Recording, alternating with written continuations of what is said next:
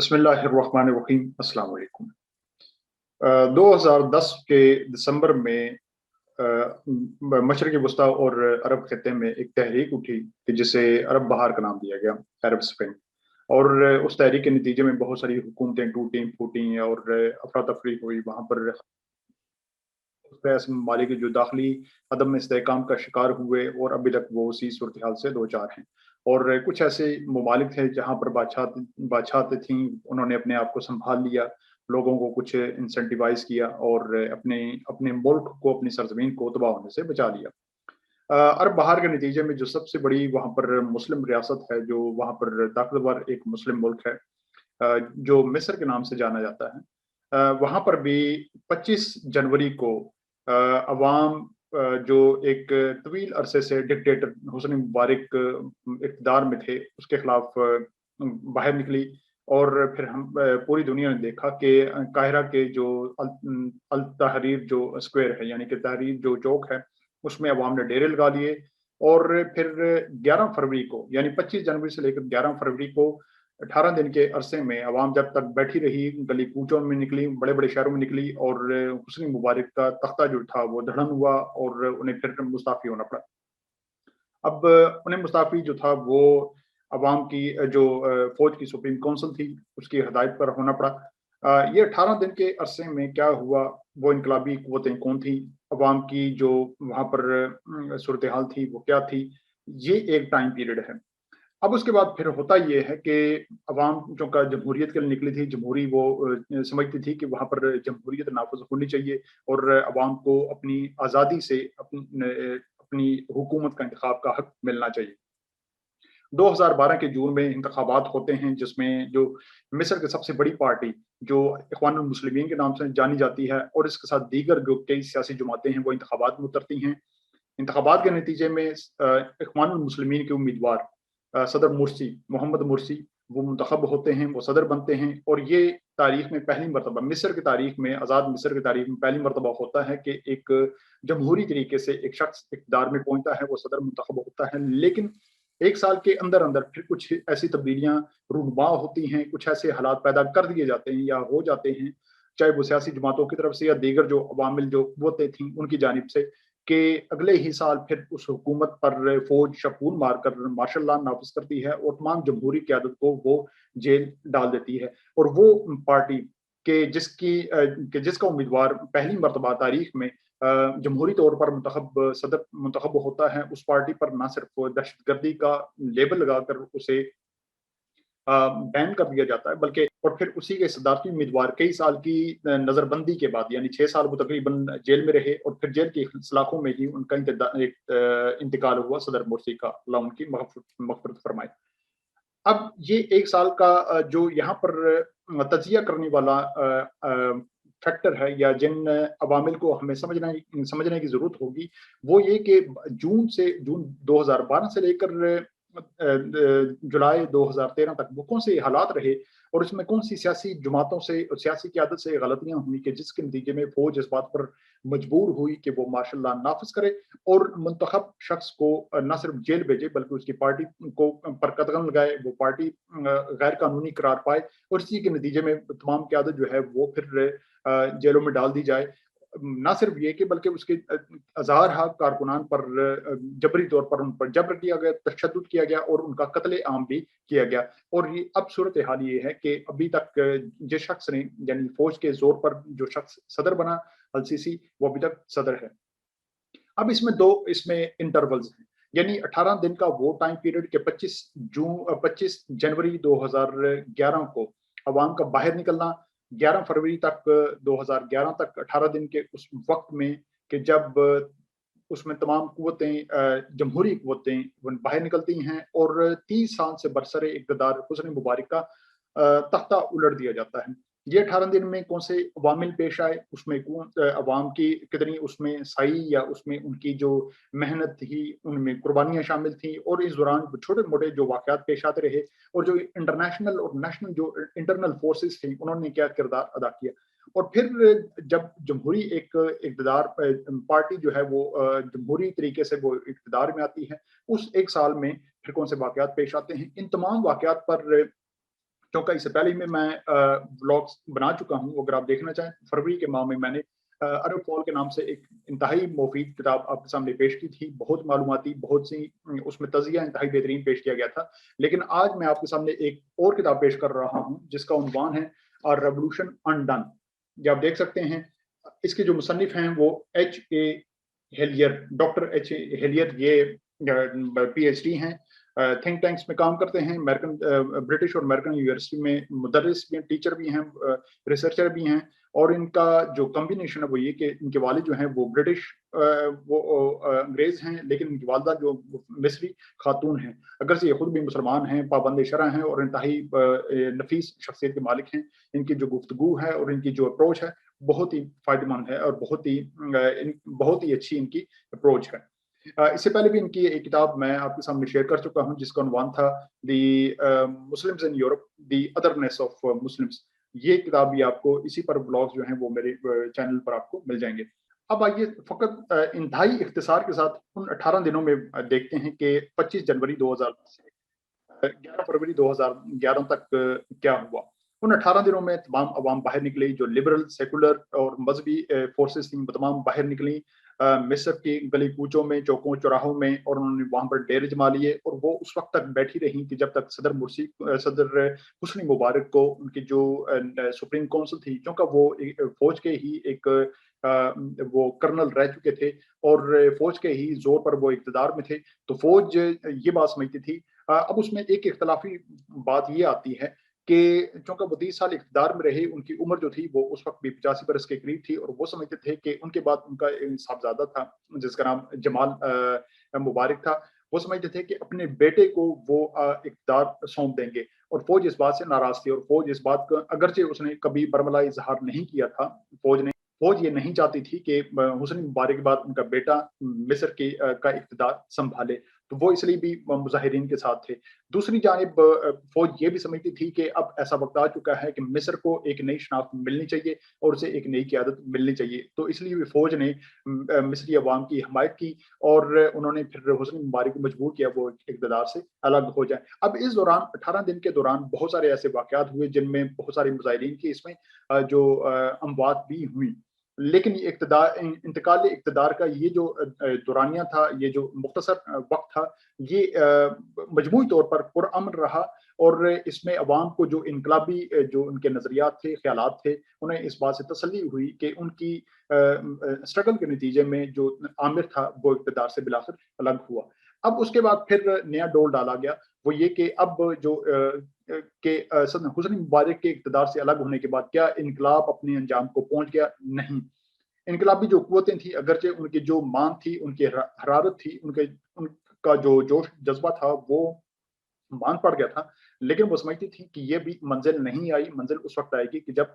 एक नई जमहूरी हुकूमत बनेगी, मुल्क का स्ट्रक्चर चेंज होगा, उसमें जो उनका आइन होगा, उसमें तमाम जमहूरी उसूल ज़ाब्ते वो तय पाएंगे, तो तभी वो अपनी मंजिल तक पहुंच पाएंगे। तो फिर उसके बाद ये कोशिश की गई कि एक नई अबूरी हुकूमत लाई गई,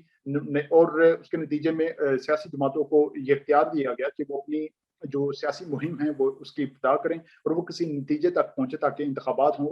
और फिर कोई नई जो सियासी क़यादत है वो इक़्तिदार संभाले। तो फिर इस दौरान 2000 जून 2012 तक सियासी जमातों ने फिर अपनी रजिस्ट्रेशन करवाई, उसमें इंतखाबात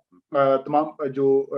उम्मीदवारान थे उनका ऐलान किया। अब यहाँ सबसे अहम रोल जो था मिस्र में, जिस सियासी जमात का कद-काठ और उसकी जो शोहरत है वो पूरी दुनिया में जानी जाती है, उस तहरीक का नाम है इख्वानुल मुस्लिमीन। इख्वानुल मुस्लिमीन अंग्रेजी में उसे मुस्लिम ब्रदरहुड कहा जाता है। इख्वानुल मुस्लिमीन मिस्र की तारीख की सबसे बड़ी, सबसे मुनज़्ज़म और सबसे पुरानी सियासी जमात है। उसके जो कायद थे, जो बानी थे, हसनुल बन्ना, वो 40 की दिहाई में उनकी शहादत हुई, और शहादत भी उनकी जो स्टेट अथॉरिटीज़ थी, उन्हीं के हाथों हुई थी।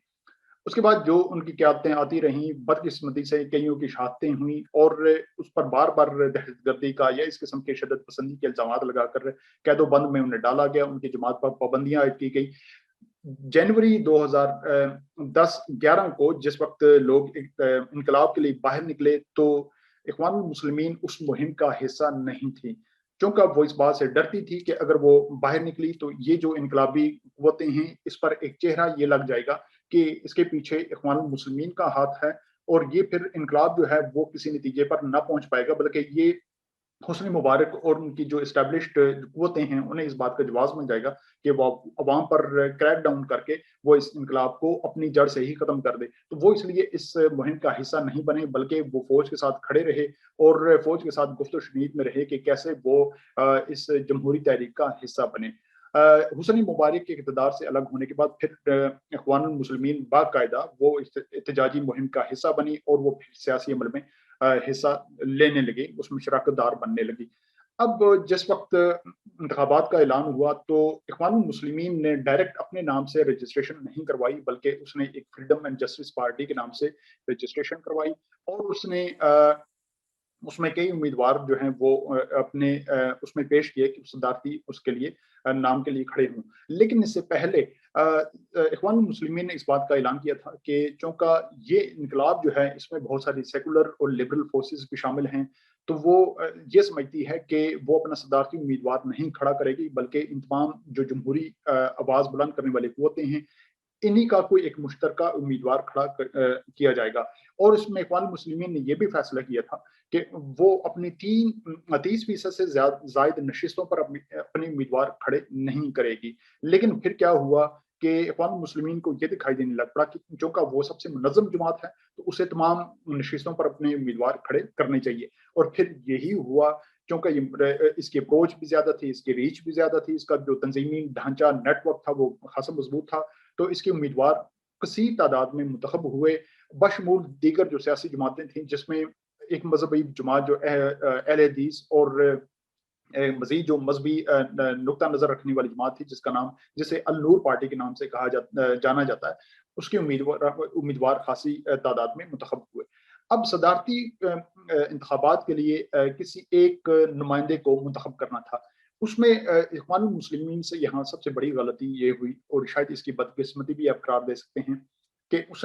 اس کا ایک انتہائی جو منجا ہوا جو لبرل ذہنیت رکھنے والا ایک امیدوار تھا کہ جس کی دیگر سیاسی جماعتوں کے ساتھ بھی اچھی انڈرسٹینڈنگ تھی، وہ الفتو تھے. اب جب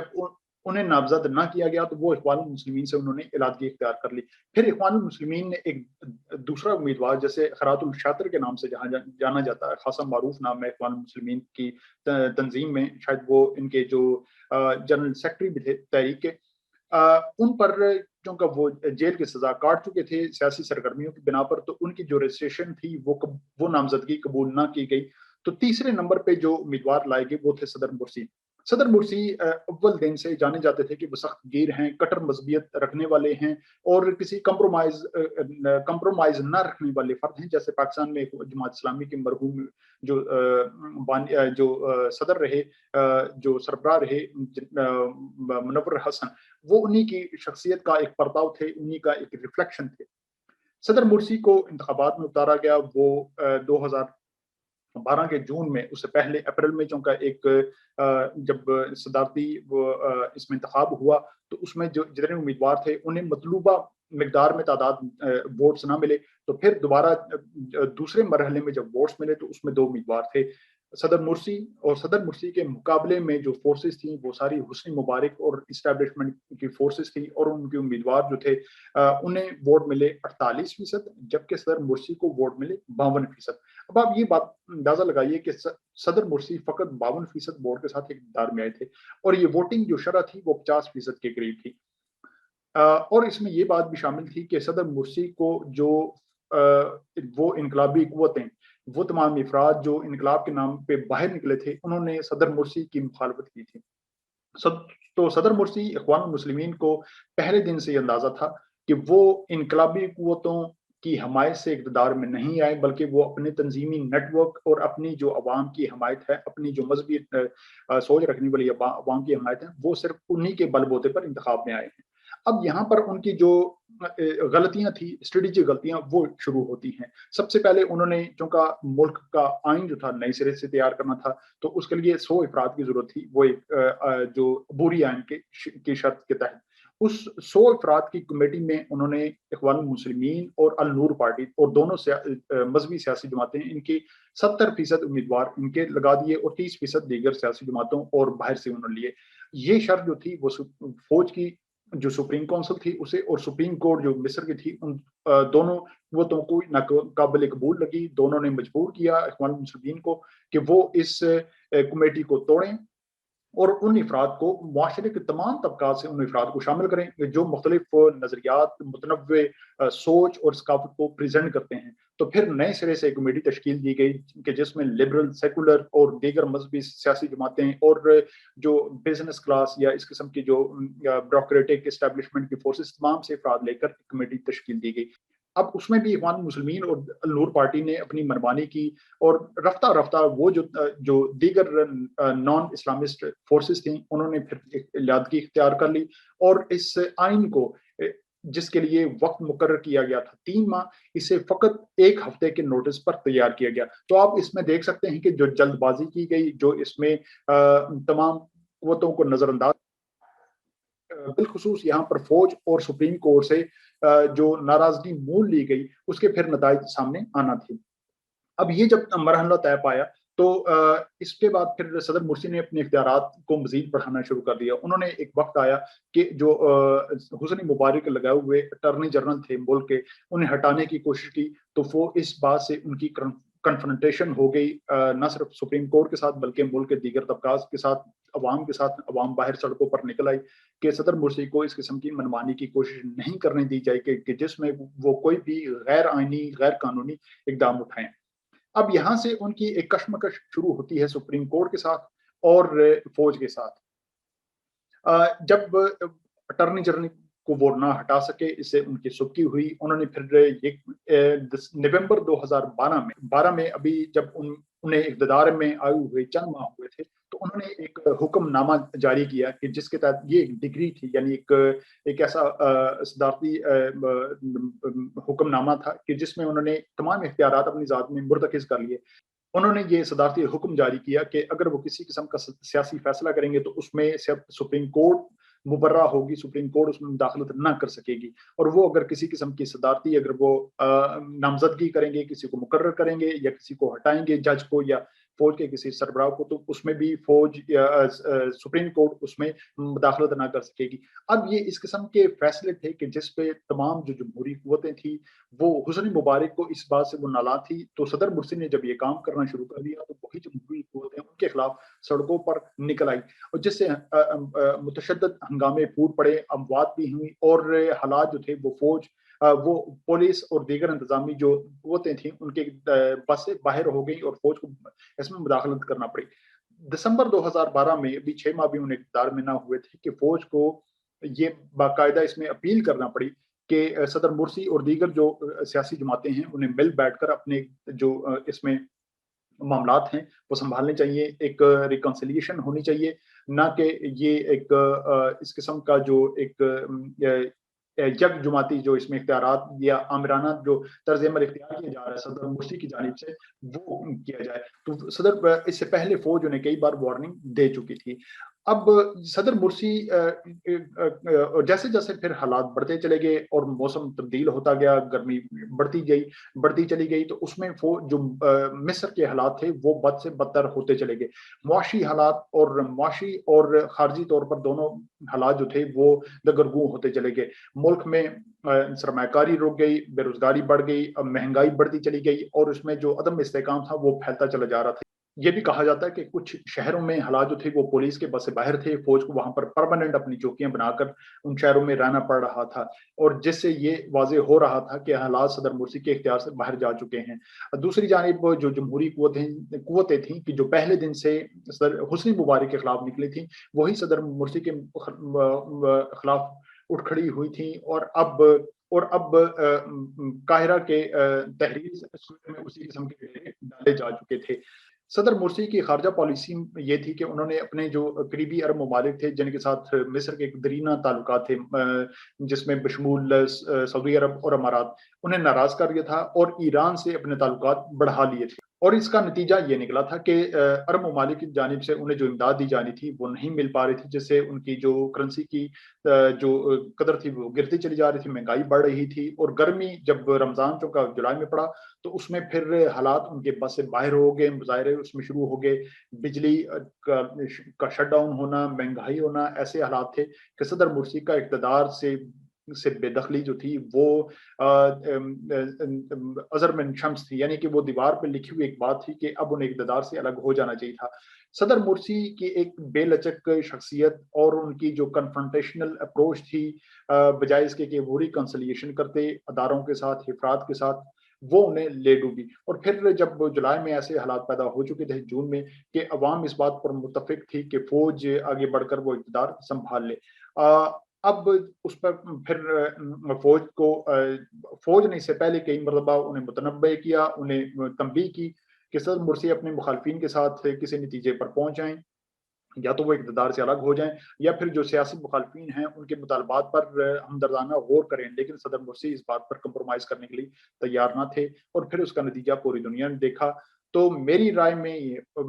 جب بھی ایسی کسی اسلامک جو فورسز ہیں انہیں اقتدار ملے تو انہیں پھر صدر مرسی کے اور اخوان المسلمین کے اس تجربے سے ضرور سیکھنا چاہیے۔ اسی موضوع پر انشاءاللہ آنے والے دنوں میں مزید بھی ہم بات چیت کریں گے۔ بہت شکریہ۔